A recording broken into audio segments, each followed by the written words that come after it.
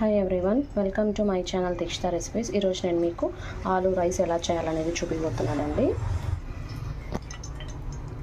First మనం stove on చేసుకొని 2 table spoons of oil add చేసుకొని పెట్టుకోవాలండి పెనంలో.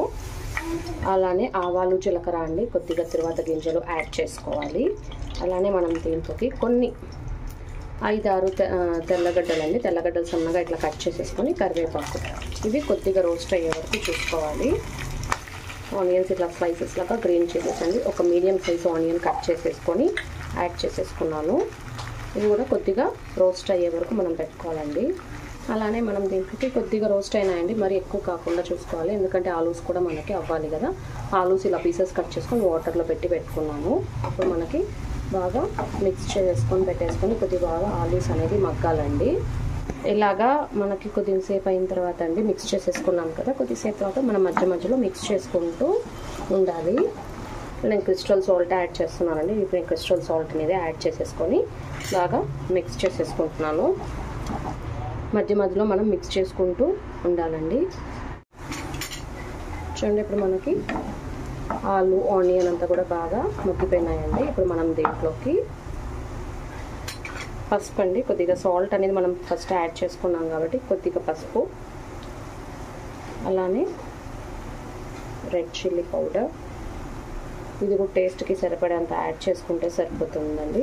కొంతమంది ఎక్కువ కారం తినేవాళ్ళు ఎక్కువ కారం యాడ్ చేసుకోవచ్చు, లైట్గా తినేవాళ్ళు కొద్దిగా అండి, దాన్ని బట్టి యాడ్ చేసుకోండి. అండ్ గరం మసాలా పౌడర్ అండి యాడ్ చేసేసుకున్నాను. ఇవన్నీ బాగా మిక్స్ చేసేసుకోవాలి. ఇలా మనకి అంతా ఆలూస్ అన్నీ ఫ్రై చేసేసుకున్నామండి. ఇప్పుడు వైట్ రైస్ బాయిల్ చేసుకున్నాం, నార్మల్ రైసే తీసుకున్నానండి. ఇదంతా కూడా దీంట్లోకి యాడ్ చేసేసుకుంటున్నాను. బాయిల్ చేసేసి చల్లగా చేసి పెట్టేసుకున్నానండి రైస్ అనేది. రైస్ అంతా యాడ్ చేసేసుకున్నాక బాగా మిక్స్ చేసేసుకోవాలండి.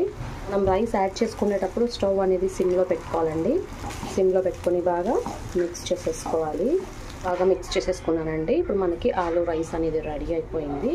ఇంకా మనము ఇలా మిక్స్ చేసేసుకున్న తర్వాత ఒక 2-3 మినిట్స్ అనేది అలానే పెట్టాలండి. అలా పెట్టేసి బాగా మిక్స్ చేసుకొని మనం సర్వ్ చేసేసుకోవచ్చు.